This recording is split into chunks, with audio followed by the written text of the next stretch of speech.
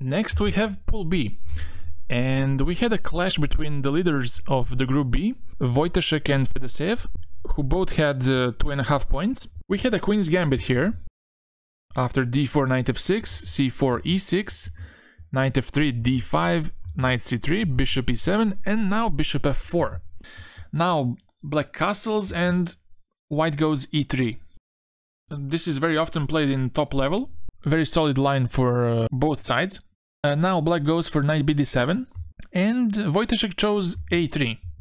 Also, a move c5 is played very often on top level, and after knight h5 there's bishop d3, and if black takes the bishop pair, that doesn't give him too much, because after, let's say, b6, white keeps the pawn chain intact. After this, a3, and after c6 he can just castle, and white has a slight edge because he has a control over e5 square. The bishop pair still doesn't mean too much to black, because the bishops are quite passive. But in this case, in this game, Wojtaszek played a3, and now black answers with c5. Now white takes, knight d5, and we have this position in which black has a weak pawn on d5, but it's not as easy as it may sound. The weakness by itself, it's not so easy to use. In these types of positions, black has an excellent piece play, and it fully compensates the weakness on d5. Now white takes, and now knight c5 to defend the pawn on d5. Bishop e2, and now bishop f5. He's just chilling. In all the lines, white is better, but it's questionable how much. White castled, bishop f6, and now bishop e5 by white. White is trying to exchange bishops because he wants to take over the d4 square much easier. Now rook c8, and now we have the exchange. And with knight d4, white achieved something, but it's not really easy to keep this knight on d4, because now black goes knight e6, threatening to exchange this knight. And now they exchange knight for bishop, and he goes for bishop g4, but after this, it seems like black solved all his issues, because now the d4 square is not under such a control. Now white plays queen b3, tries to put pressure on the b7 pawn, but black doesn't care too much. He plays rook c4. Capturing on e6 and capturing on b7 is not so good because of rook c2, and black has plenty of play. So he tried with bishop f3, but now knight c5 goes, and after this rook d8. He defends the d5 pawn, and also it's not easy for him to block the d pawn. White wants to stop that by bishop e2, but there's rook h4, which is quite annoying, and after g3 there's rook h6. Probably to stop d4 he plays queen d4, which is a bit iffy. I don't know if that was really necessary, but it was the way to somehow offer the draw. He could have played rook c1 here, and after knight e4 to go bishop f3 and keep the position alive, but I guess that he had enough of this position. He saw that he doesn't have any winning chances, maybe. He went for this. He was sure that he couldn't mess up this position. Now Fedoseev took on d4, e4, and knight b3. After which it became a bit unpleasant. It became a bit unpleasant for white, because now rook c2 is coming and the rook might become too active. And now we got to this position, after which, after knight c1, rook d2, knight b3, we had a repetition of moves, and after going back to d3, there's knight c1. After 30 moves, they agreed to a draw. We had this, because after, let's say, knight b3, after rook dd1, there's rook c2, you will lose the b pawn. Why do you want to do this to yourself? So just repeat moves and take a draw. That's the best way. After this, both Wojtaszek and Fedoseev have 3 points after 5 rounds, and they were waiting for Rapport to finish his game against Oparin. This is actually the next game we are going to see. Rapport was third in the Pool B with 2 points, and Oparin had only 1 point, drawing 2 games, one against Rapport and one against Wojtaszek. And I guess that both players needed a win. Oparin was chasing for the 3rd place in the Grand Prix, which gives 2 points in the Grand Prix standings, and Rapport was chasing the 1st place. With the win, he would have good chances for the 1st place. He's playing Fedoseev with black in the 6th round, and with a potential draw, he might get to tie breaks. So we had a very imbalanced opening, which was the Queen's Gambit, but the Tarrasch, which is as imbalanced as it can get from the Queen's Gambit. But Rapport chose to play e3. Oparin played knight c6 and we had this exchange and bishop b5. Now Oparin takes on d4, knight d4 and bishop d7 just to defend the knight on c6. Rapport castles, bishop d6 and knight f3 back. He's targeting the d5 pawn. Bishop e6 by black and now b3. He tries to deploy his bishop on the long diagonal. Oparin castles, bishop b2 and now queen e7 by black. We have an IQP position from black side. Now Rapport plays rook c1. He just puts his rook on the open file. Rook ac8 and now bishop d3. The bishop did its job on the b5 square. Black's pieces are quite nicely placed. He goes for a6, trying to stop any knight b5, knight d4, which would make white's life much easier. Now h3, not allowing any bishop g4 ideas. And now rook fd8. Also a very interesting option here was knight e5. And in case of taking, to take with the bishop. But even then, after rook c2 and then going knight e2, knight d4, I think white's position is slightly more preferable because of this d4 outpost for the knight. Just to mention that immediately this is bad because of capturing, and the knight is a bit clumsy on b2. It takes a while to get to d4. And in this case, concretely, it doesn't work because of queen a3. Attacking the knight and also attacking the a2 pawn. So in the game, rook fd8 happened, now knight e2, heading towards d4 with the knight, but now knight e4. And now Rapport doesn't play knight e4, he plays knight f4, trying to force black to give up his bishop pair, which he does. But I think that after this and f6, he achieves a really nice position. The bishop on b2 is neutralized by a pawn on f6. Also, what bothers me about this position for white is that he has double pawns, and even if white manages somehow to take the d5 pawn, which is a very tough task, I don't think that it's so easy to convert that extra pawn because of the double pawns. To somehow break this diagonal open, you need to play some risky moves like g4, g5, and of course prepare it first with the king h1, rook g1. Still, it's a very risky plan to open up the black's king. White is slightly better, but I don't see a clear way to exploit this. Now queen c7 and g3 is impossible because of bishop takes h3. Rapport plays queen e3 here, defending the pawn on f4. Also, what was possible here was to play knight e2, and in case of capturing, to just take on e4 and claim that you have a bishop pair and some slight edge. Here rook d2 is bad because of bishop h7, and if king h7, queen e6, and the rook on d8 is loose. And if king f7, there is at least queen h5 check or bishop g6 check, followed by bishop a3 check.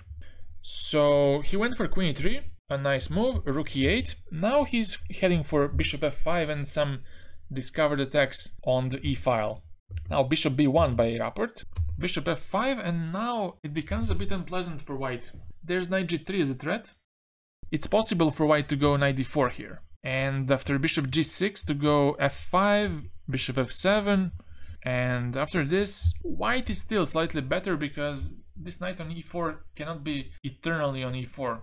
You can always kick it with f3 and slowly put some pressure on black. But he went for rook fe1, and now Oparin had a chance to go queen a5. Now the queen is on quite tough spot because the next move is going to be knight e6, and how do you actually stop this? The point of knight e6 is to exchange some pieces and to enter an endgame, which is favorable for black because he has this passed d pawn and white has double pawns on the king side. And let's say if king h2, some random move, just to prove a point, what was the idea? Then after queen c3 takes, let's say rook e8, bishop c3, takes, rook e2. Now white is basically forced to go rook b2, but you can just take, and with the d-passed pawn, it's going to be tough to hold this. But in this position, he went for queen f7. Rapport made another mistake, and he went for rook d1. He could have escaped this pin by queen b6, and the game would still go on, and white is still slightly better because let's say after knight d6, to exchange bishops, you can take and go g4. Try to gain some space, but still this position is quite balanced. It's tough to make any progress without pushing it too far. White also has to be careful about not over pushing on the king side, because he might make his king vulnerable. It's quite a tricky position to play. And Rapport played this, after which Oparin played knight g3, and it allowed queen d2. Now rook e2 is impossible because of just king h1 or king f1. Let's say king h2. And there's no knight c1 because of bishop f5, hitting the rook on c8, and it's basically a trade, and the d5 pawn becomes a target. So Oparin plays rook e2 first, and now we have a trade of pieces. Rook b2, bishop f5 in the end, knight f5, rook f5, and now black is slightly better because he's going to capture on a2. But now Oparin makes a very clever move. He plays rook d8. He steps away from the pin. For example, if he went for rook a2, if he was greedy, knight d4 is quite annoying, and black cannot avoid weakening the c6 pawn. For example, if you just play this, then I take, let's say rook c6, takes, and after rook c5 or rook a5 is better. Now these pawns on the queen side are weak, and in case of knight d4, knight e7, you can just take and even go rook c5. White's rook gets too active because after, let's say, knight d6, there's rook c7 with knight e6 next, targeting g7, and that's too much counterplay for white.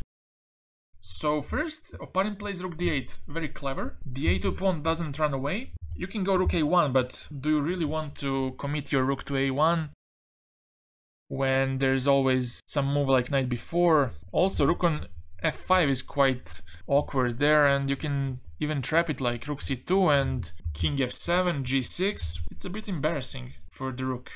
So first, the rook evacuates from f5 by this, and now it's time to capture the pawn, and now it's black who is better because of this extra pawn on the queen side. He goes back to c3, and now rook e2, f5, h5, trying to stop any expansion with g4, king f1, and now rook e4. And now it was time to play g3 with knight h4 next to somehow support this f5 pawn, but Rapport played this, and now the f5 pawn becomes a real target. After rook c5, rook d6, tries to play b6 on the next move to kick this rook from c5 and to capture on f5 on the next move. So that's why white plays rook e6, now a check, king e2, and now rook b1. The b3 pawn becomes a target, knight d2, rook b2, and now king e3. The better move was to play rook d6, stopping rook d4, and in case of knight d4, you can go king e3, and if this, just take knight d6 and have rook d5 next. And if knight f7, king e3 back, and start expanding by f4, g4. Trying somehow to limit this knight from f7. But king e3 was played, which allowed Oparin to play rook d4. And now if the knight moves to f3, let's say there is rook b3 and black is 2 pawns up, basically because of these 2 pawns on the queen side. So Rapport tried to take on c6 like this. Now black takes on d2, and now rook c8, king h7, and now rook c7. He tries to take on f6 on the next move. Here black misses the winning move. He plays rook f2. Here rook e2 was winning. Now white has 2 options basically. He can go to d file or to f file. If he goes to f file, then rook f2, king e4 to defend the pawn. There's this check, king d3, check. If king e3, then just rook c2. And now you either exchange or you give up the f pawn. If this, then rook f5, and the g pawn is also under some pressure, so this position is just not good for white. The second choice is to go to d4 or d3. But now there's this check. If king c3, there's this check, king d3, one more check, and after this to take on f2. And now also the g pawn is under attack, and what's more important, is that this pawn is going to be under some protection after the g2 falls. That's really good for black. But Oparin chose rook f2. And now after rook f6 the position becomes equal. And after taking, he took on b7, rook b3. Now we reach the rook endgame, in which black is a pawn up. But now he'll take on a6. White loses the h3 pawn after a couple of moves. Here, if king h6, there is rook f7, and unfortunately for black, he cannot go king g5 because of this skewer. So he has to go to f8, and now rook b6, king e7, check, take on a6, and now white loses the h-pawn, but it doesn't matter. The black's king's position is very, very bad. Now the king gets cut off on the 7th rank by rook a7, and now king can just shuffle. Doesn't matter if the f-pawn gets taken. Black takes on f5 after this, king h4, but because of the split pawns on h and f files and the bad position of the king, it's not possible for black to make any progress. Black has to defend the pawn on h5. He cannot push the f-pawn any further, because in that case he would either lose the rook, let's say if the rook is on g5, or if the rook is on the other side, let's say here, and he pushes the f-pawn, then he'll lose the h-pawn, and that's just not acceptable. And there they just shuffled a bit. He tried to improve his king to play rook e7 next, but after this rook e7 there's rook b4. And now the h-pawn is under attack. In this position they agreed to a draw, because black is either going to lose the h-pawn or he's going to repeat this position, which is not improving anything. Also, if you go rook h7, there is a forced draw by giving a check. Here, check, going into king and pawn endgame, which is a draw. And yeah, that's it. After round 5, Rapport has 2.5 points, Oparin has 1.5 points. Rapport is the third in the group, and he plays with black against Fedoseev, which is a very tough task, but only a win gives Rapport some chance to get the first place.